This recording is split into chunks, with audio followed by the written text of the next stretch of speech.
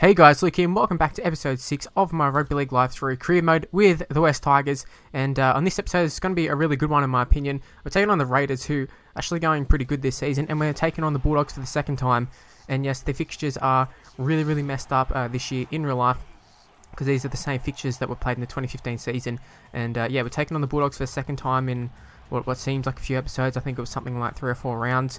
Very stupid, but yeah, we just got to deal with that, and it's not a bad thing considering the last time we played the Bulldogs we had a win. The Raiders, on the other hand, haven't versed them this season, I don't think, and they actually are going pretty good. I think I saw they were in 3rd or so, so it's going to be a tough ask to get the win against them, but we're at home, and I'm thinking we can at least do a little bit of damage. How much we do, I'm not really sure, but I'm feeling quite confident about this game. I mean, we did lose to the Warriors last game, but we didn't play horrible, and we can take a lot of confidence out of that. And we have started off quite strong first set. Went out to the wing with Paddy Richards stepping in, beating one player, but ended up getting tackled here. And then once again, just attacking, hitting the edges, although we don't want to have too much overkill hitting the edges because they'll soon figure us out. We want to be a little bit dynamic. We had a really big pass there. Probably not the ideal pass that we wanted. But Kevin the Guam is just going to take straight around Jack White. And they're going to go up to the video ref. But it does appear to be a try. A pretty straightforward try. Just zigzagging. And Whiten had no chance there. So I don't know if you could catch it. It goes quite fast to put down if it's a try. So it was definitely going to be a try. Now Paddy Richards swinging from right to left with the wind and slots it straight over. Pat Richards, great goal kicker. He's not going to miss those sort of ones, I wouldn't think. And the straight from kickoff here, Curtis Siren gets it to Aaron Woods. Palms off one. No, he doesn't. He gets tackled. But he's going to lead to a penalty here. And that's going to be a common theme for us, consistently getting penalties. Now we have another one here. You've seen it's not quite the same distance as what it should have been. So we got a penalty right after that. And you see there, what actually happened was it set out to go to the opposite side. And I saw the wind there and I wanted to use the wind. So I tried to swap it over and it wouldn't let me. And we're going to pay for that as well, big time. Not initially, but like we did hold out that set after they made the break. But we conceded a really shitty try. Blake Austin going and scoring at this stage. I was super frustrated because Canberra were not in the game at all. We were all over them. Like 24 minutes in and they hadn't really had much action, to be honest with you. So for them to be even with us, I thought was there was no justice in that, in my opinion. Now they had another little break there, but we shut that down pretty quickly with Tedesco. And we're going to have another break here. Very lucky pass there. Kevin the Guam just tried to barge his way over Jack White, and I didn't worry about the step that time. Didn't really work out, but we're going to hit the right edge after attacking the left. And we've got an overlap here. Paddy Richards down the right wing, sets back inside. Gets past White, but Blake Austin comes across with a big tackle. And we are going to go to the break at 6-all. And as you can see there, our completions are 9 out of 10. And I think that's the most improvement we've had. You know, in all of our games here, when we're losing, our completions just weren't up to scratch. We're getting, 60-70%. Now we're in the 90s, I think. And the one set that we didn't complete was the one where we ended up conceding the try. So that was disappointing, but I think we're playing really well here. We're sort of playing with fire a little bit with the offloads, but it is going to pay off this time. Paddy Richards is going to go and score under the post, make his goal kick a lot more easier.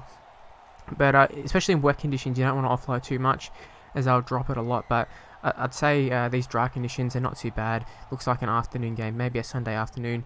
I think we can probably risk it in this game, but we don't want to get into a habit of it. As you can see here, hitting the deck once again here, Chris Lawrence draws him past a little bit, gets it to Keith Galloway. Probably not the man you want, but he was backing up. It's a good work, big Keithy.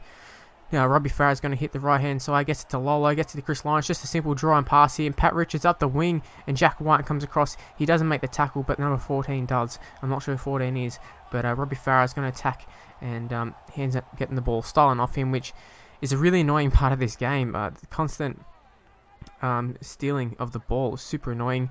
Now I wanted to show that clip there. Don't know if you could see it properly, but Lolo ended up getting injured there. So I didn't catch what the injury was, but I don't think it's a huge injury. But yeah, well, obviously it's not a huge injury because he's just played a big part in scoring that try. And once again, using the numbers, we've got to analyze and see, we've got the numbers down the right hand side, we've got to use the right hand side. My game plan really is just to have the forwards be forwards and the backs be backs, and when the opportunity comes, we want the backs to get involved, and that's exactly what we're doing. Pat Richards 3 from 3, and it's turning into a pretty comfortable win at this stage. 18-6, 74th minute here. They are going to have a few little tacks here, but we are going to pick off a pass here with Curtis Sirinen, and that was game over for me. And Curtis Sirinen once again having a nice little run there, and we are going to draw a penalty right here.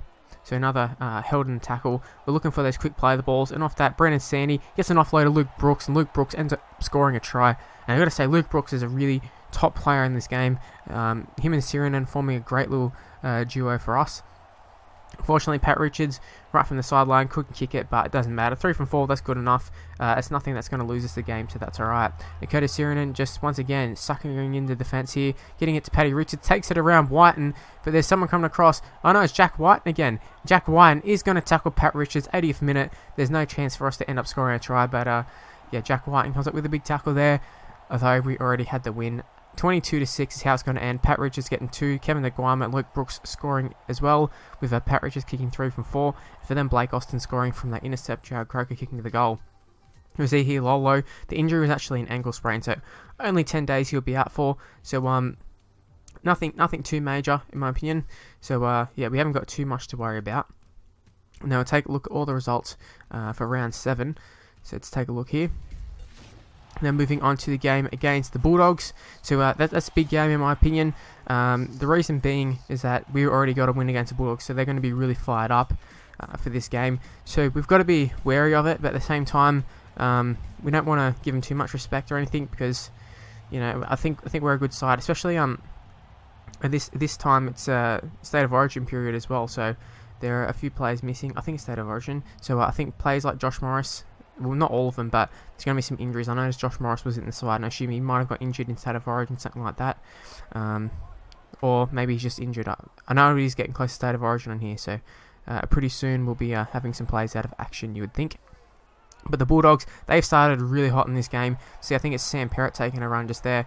He's really good at dummy half, so we've got to watch Sam Perrott there. And then they're going to keep attacking. I think it's Josh Reynolds, gets it to Eastwood, I think. And Eastwood just goes straight through the middle there. And we've got no Tedesco at home, but James Tedesco is going to come across, or not going to come across, but he's going to catch up to Eastwood, and he's going to make a big tackle there. 5th and last. What can we do here? Hodkinson's going to put up a big bomb. Tim Simona and Kevin Naguama all around there, but it is going to fall to Tim Laffire, and Tim Laffire ends up scoring a try. It's a shame you can't do that in real life currently, because not the best year for Tim Laffire. But Trent Hodkinson just kicks the ball straight over the black dot. He's a pretty good goal kicker on this game, and that's one thing I don't really like about this game. You can't really see actual goal kicking stats. So if Pat Richards is out, I don't know who would be our backup. But 6-0 down, we've got to change something here. And we tried to get a pass off there to Kevin Naguama on the left wing. It didn't really work out, but Brett Morris ends up holding on too long, and we get a penalty, which gives us great field position here. And Aaron Woods finds Brendan Santy, who finds Robbie Farah, gets it to Keith Galloway, and Galloway tries to reach out, but he can't. Farah probably should have just won himself, but in hindsight, but it's one of those ones where I didn't realise that it was so open, and I was waiting for the players to come in and draw in, and then I was just gonna draw and pass or whatever, but didn't really work out. Thankfully for us, Luke Brooks ends up on the receiving end of a little offload there, and he sort of just falls his way over the line. I think it was someone around the legs, didn't catch who it was, but pretty simple try there, just using the numbers. Close to the line, there was no stopping them. Even though Luke Brooks is quite small, he could just still parry his way over there. Now some great work here. Brooks and Sirinen linking up, find himself with Chris Lawrence on the ball here, but we are actually going to concede a try here. I think it was Tim Simona end up spilling the ball, and super disappointed. I know that's the thing I constantly say, super disappointed, but yeah, it really sucks to concede that try. 12-6 down, and I feel like we've been the better side. Although maybe we haven't. I find myself a habit of saying we were the better side no matter what, even though we might not have been. James Tedesco came up with a really good run there. It's a shame he couldn't get around Corey Thompson, the last defender. Otherwise, Tedesco, he was in for a try there. That would have been a really nice try, in my opinion. But Chris Lawrence does a little step here, and another draw and pass there. Paddy Richards, it wasn't quite as simple as some of the others, but yeah, nice work there. But Pat Richards couldn't end up staying in field, but Robbie Farah does get an intercept here. We've got Corey Thompson coming across, but he's going to pin the ears back and go for the corner, and Robbie Farah is going to score a try, and that is one super intercept that we've got. I mean, it's not the traditional, like, you know, catch on the floor or whatever, but he just picks the ball off the floor and then heads for the corner. Now Pat Richards ends up hitting the post there, I believe, and hit the post and didn't go over, so a bit disappointed there. 12-10. And we've got to watch ourselves here. It's just before half time, slacking off a little bit there as they go straight through the middle with dummy half runner. And they probably could have scored there, but we're going to find ourselves on the attack here. 35th minute, Kevin the Guama just takes the tackle. If there's no one in a better position, just take the tackle, I say. Now Tim Laffey here, he comes up with a big run, just have to draw and pass. And they did, but Tedesco read it quite well and ends up making their tackle. And as you can see, Josh Reynolds running off there. It's 12-10 at half time. Perrott and Laffey try scorers for them, Farrett and Brooks for us. So we're looking for a good start to the second half. Unfortunately, not really coming here. So Casiano doing a bit of ball playing, and I think it was Josh Reynolds who made the initial break, got us on the back foot. So a pretty poor start to the half. But Robbie Farrett is going to try and help us get out of trouble here. He takes a little run, and it's going to be held in the tackle once again. I think it was James Graham or someone here. But then Robbie Farrell, once again, is trying to do a little bit too much. I know I like him to run. I want him to run. I've instructed him to run. But yeah, he's just doing a little bit too much. Now Josh Reynolds finds himself on a break, really. And I really thought Josh Reynolds was going to score there, but we end up running him down pretty easily. I think it was Kevin the Guama. And then great desperation there. I think it was from Sirinen going at Hogginson and forcing the turnover on the last tackle. Unfortunately for us, we're just playing really dumb footy. You can see here that's 2 times in a row we've given away the ball. That time we were super lucky. It didn't find its way to a faster player's hands, and a try ended up being scored. Now Chris Lawrence here, very unlucky not to dive on the ball, but Frank Pritchard picks it up, and number 17 Funaki ends up grabbing it, and very, very lucky, but also a great tackle as well. And then there was another play there, and the ball's going to find itself with Josh Reynolds, who sort of panics after Hogginson got caught with the ball. And yeah, yet again, it's another 5th tackle handover for the Bulldogs. Now Pat Richards gets a little inside ball here. Dean Hallertau getting tackled by Aiden Tolman / James Graham. I'm not sure who it was.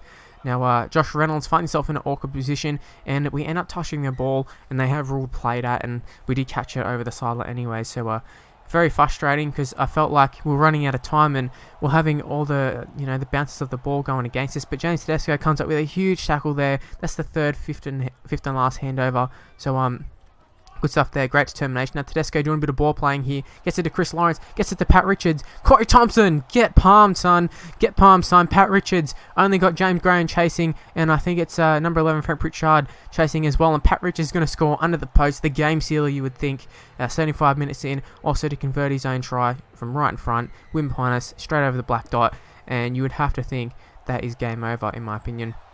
And then just to rub salt in the wound, on the Bulldogs' last chance, they end up throwing a forward pass to James Graham. And then Pat Richards has another little decent run here.